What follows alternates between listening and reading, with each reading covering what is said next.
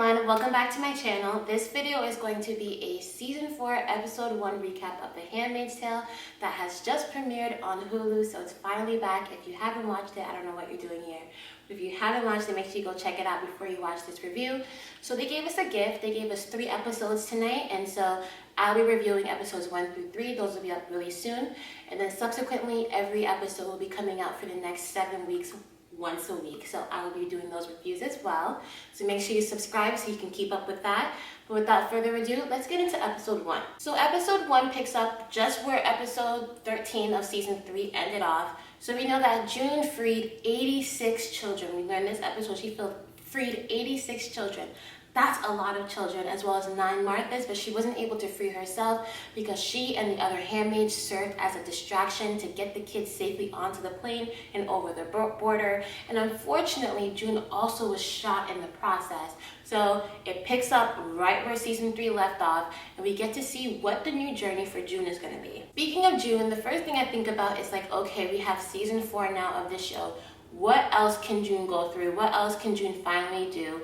She hasn't taken the 3 or 4 opportunities that she's had to leave Gilead. So what else is there for her to do? Where else can her character go? And I'll tell you, after watching this episode, I did not expect for June's character to go where it went. And we'll get into that in a little bit. But first, let's just start. So June, she's injured. She has a gunshot wound. Her handmaids are taking her body across Massachusetts to where we learn is just out west where the safe house is, and she finally makes it. And I think it's really important to note how much the camera focused on how bruised and battered June was, because we've seen June in a lot of different shapes, right? But this is the worst shape we have ever seen June. This is the most injured, arguably, that June has been, yet she still stands up as the leader. She's clearly the weakest physically amongst the group, but they respect her so much. She's leading the insurgents, and so she still stands up until she literally collapses from loss of blood and because she's injured. But she stands up as a leader, and that's something that's so important. They make it to this safe house that we learn is ran by a commander, and it's really interesting. So the commander Keyes is the person who apparently is the commander of this household, and he has a wife, Mrs. Keyes, who is no older than 15. I'm guessing she's 14, and they seem to be the endpoint of the safe haven of Mayday. And so it's going to be interesting to know what Commander Keyes' actual role is in this, how he was a part of Mayday, if we ever get to learn that. What exactly Mrs. Keyes' role is in this as well, because as we learn, Mr. Keyes, Commander Keyes, he has dementia or Alzheimer's. He has some type of something going on mentally where he cannot remember, and he doesn't even know who June is, and he doesn't even know who his wife is. He calls her the girl that lives in this house. So how much of a part did he really actually play in getting these women to the safe haven? Or is it just Mrs. Keyes, who we're going to talk about in a little bit, orchestrating everything, and because he doesn't even know what's going on half the time, maybe she used that and played that up to her advantage in order to get all the Marthas and everyone in the Mayday, and all the handmaids and the children, everyone in the Mayday network in some place or some form, to her safe haven, because she knows who June is for sure. Before we get into the rest of June's journey with the handmaids, let's go back to Gilead. So 2 things that we have to know. Aunt Lydia. So everyone's wondering what's going on at Gilead. We have a plane full of kids that just left. Is there chaos going on? What's happening? So we learned that Aunt Lydia is at the podium, and I was a little bit scared for her because I'm like, oh my God, they're gonna cut her head off, or they're gonna put her on the wall, because these women, these Marthas, these handmaids, these children, all the women are under her watch. These are her girls that she takes care of, which makes her kind of indirectly culpable because she didn't have a strong enough eye. And so I thought they were going to put her on trial and put her on the wall, but they give her a little bit of a slap on the wrist. And what's interesting is as she goes to turn away, they're calling all these women whores and calling them out of their names and degrading them, and she turns. And I'm like, oh my God, Lydia, do not say anything, because they just give you a pass. They're going to hang you. But she seems to give the handmaids a pass, saying, you know, they're not whores, they're not this, they're not that. They're just misguided, and they were brainwashed under the lead of June.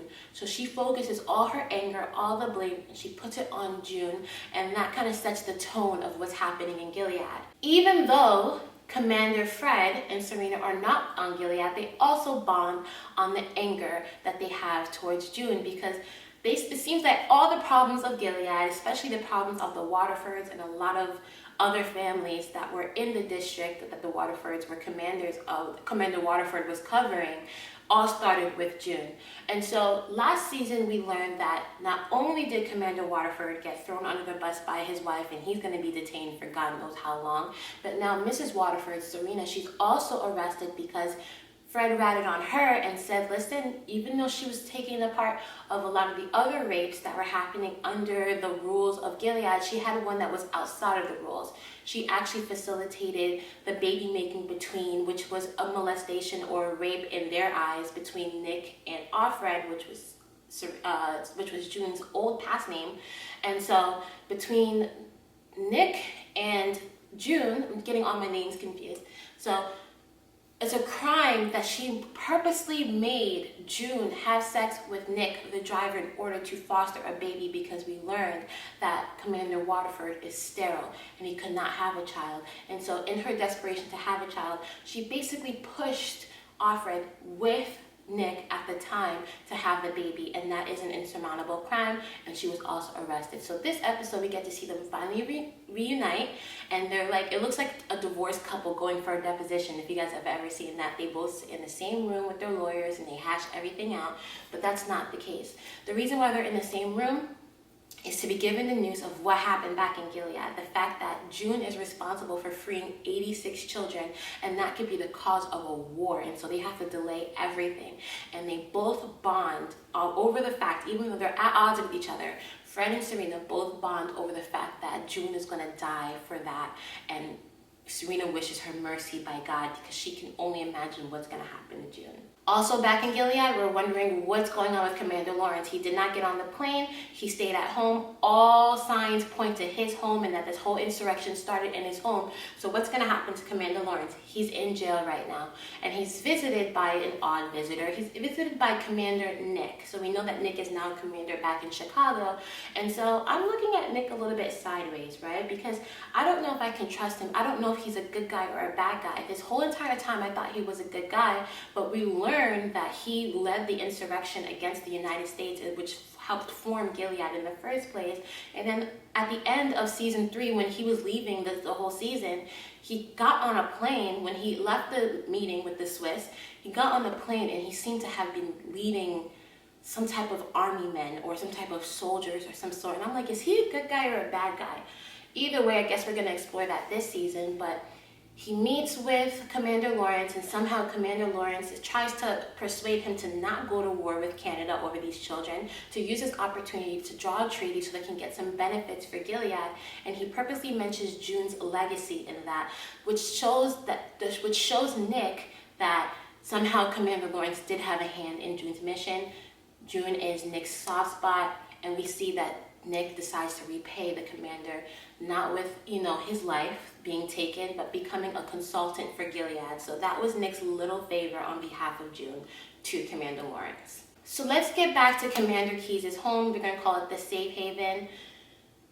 June is having a lot of trouble right now. She's trying to be a leader. She doesn't feel free. She feels agitated all the time. She's also healing. She's dealing with Esther, who is this 14-year-old girl who seems to have a superiority complex, who seems to be a little bit neurotic, who seems to be all over the place. She can't even get her mind straight. And so to the point where she tries to force Janine to eat meat and just try to force her hand of dominance, because this little girl is 14, but she's still a wife.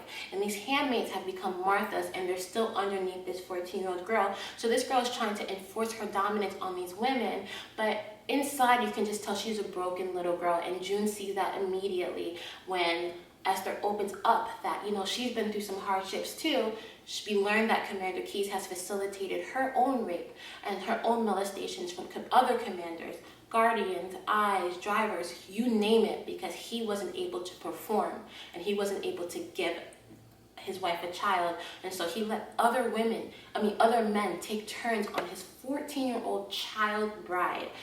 It's madness. And so she breaks down with June, and that's a really important moment because this is the start of a very interesting relationship, as we saw at the end of this episode, between June and Esther. This mother and daughter relationship that fosters, because at first I thought June was going to have, a bit of a moment where she just consoles and feels sorry for this girl and becomes maybe her mentor.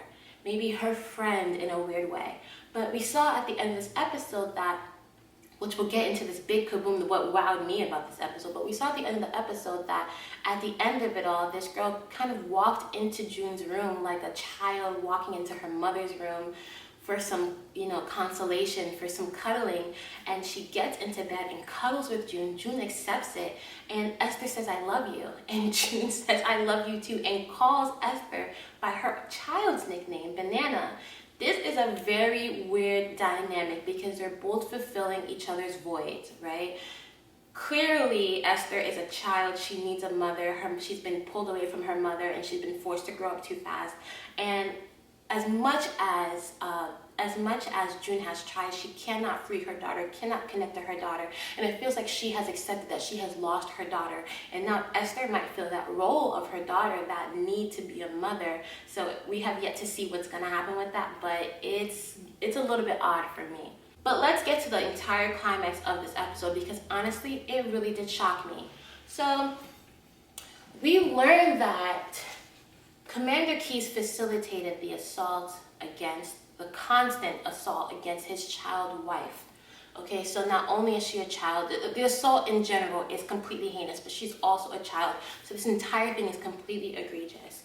Now, June can't find Esther for whatever reason, and we learn the reason why is because she caught one of these guardians trespassing on her property, and they have him hog-tied and blindfolded or gagged or whatever, and all these markers are around him. And we learn that this is one of the guys who took turns assaulting Esther. And,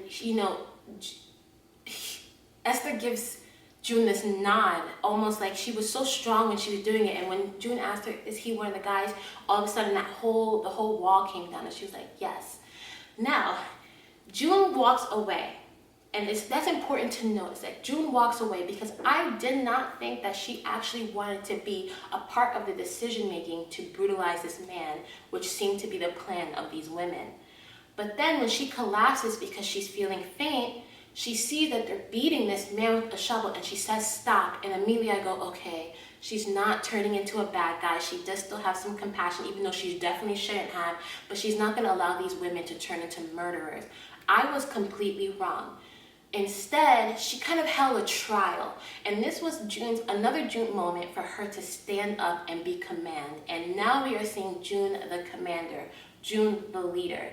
She actually speaks out his crimes in the same way that we've seen in many trials across seasons of this show.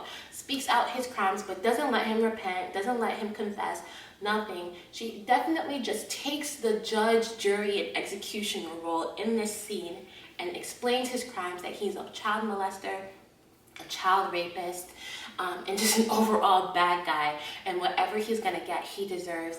And what really upset me about this is that I thought that she was gonna give the Marthas the green light to kill him and butcher this man because he was strung up on a ceiling. But she gives the knife to Esther, a 14-year-old girl, and allows her to take the vengeance. Now, I understand that she is the victim, but she definitely understood that Esther looked up to her, and Esther saw her as a leader, and now we learn Esther sees her as a mother figure, and she gave the okay to a little girl to become a murderer and to let her take out her vengeance. And that kind of gave me mixed feelings, because on one hand, the man deserves it, and who else to give him his punishment than his victim? But at the same time, she turned a little girl into a murderer, and not only has her life changed because of the assault that she's been going through for God knows how long, she's also going to be a murderer now, and has now have blood on her hands. Now, we don't know if she's killed someone before this, but we now know that she has, and because June gave her the okay. So I was a little bit torn. I did not expect this to be part of June's character arc, to become a commander, to become brutal, to become the judge, jury, and executioner, to be someone who can decide between life and death of someone in the manner that she has. So it's going to be really interesting to see where June goes with this, now that she has surged and she has rise like a phoenix, and now that she's healing day by day, what kind of role she's going to play over these women in this safe haven. So that's it for episode 1. This was pretty much a very straightforward episode that's setting up the rest of the season. We see that June and her girls finally made it to a safe haven, but they're not safe. One thing I did forget to mention is the fact that June does not feel safe. She does not feel like the mission's over. They're still in Gilead, so the mission isn't over. And she wants everyone to know that they're not safe. And when she's about to go bust the girls and remind them where they are, she sees that they're having fun and that they feel safe. This is the freest they've ever felt in a long time. And so she kind of relaxes. So it's going to be interesting to see how June orchestrates her moves from here now. Does she take a break? Does she get to live and bask in the little freedom that she has for a little bit? Or does she get right to work and try to see maybe if she's going to go back for her daughter, if she's going to escape Gilead, if she's going to face punishment for her crimes? What's going to happen in June? We see Commander Lawrence is going to have his life saved. He's going to be a consultant for Gilead and possibly work with Nick. So we get to see that direction. And Fred and Serena are in the nicest jail I've ever seen, and they're currently not being held in trial or anything like that. So again, we're going to see what role they play if they're done.